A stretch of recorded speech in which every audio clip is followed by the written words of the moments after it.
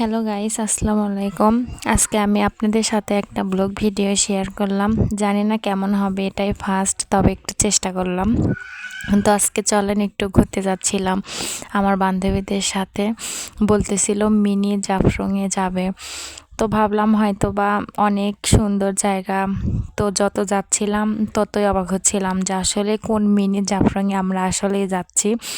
তো গ্রামের ভিতরে দিয়ে যাচ্ছিলাম, তো চতুর্দিকে শুধু সবুজ গাছপালা ছিল।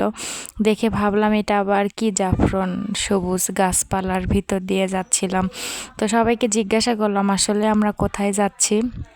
তো সবাই বলল যে আসলে চলে, তারপরে দেখা যাবে যে আসলে কোথায় আমরা যাচ্ছি।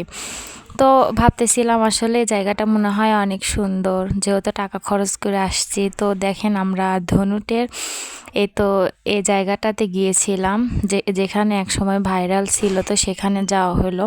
তো দেখেন গিয়ে দেখি পানি তো নাই, সাথে দেখেন শুকনা জায়গাটা ছিল। একটা ব্রিজ ছিল, ব্রিজের নিচে একটু পানি ছিল। তো সেটা দেখে আমি ভাবলাম যে ওই 200 টাকা খরচ হয়েছে, মেবি 200 টাকা খরচ করে আমি এখানে আসলাম। এর বদলে যে 200 টাকা দিয়ে আমি ফুচকা খাইতাম তাহলেও তো অনেক ভালো হতো। তো তখন কি আর করার, যেহেতু জায়গাতে আসছি তো সবাই মিলে একটু মজা করলাম। তো দেখেন পানির অনেক স্রোত ছিল, দেখে একটু ভালোই লাগতেছিল জায়গাটা। কিন্তু তখনকার মতো যদি আরও বেশি পানি থাকতো হয়তো বা অনেক ভালো লাগতো।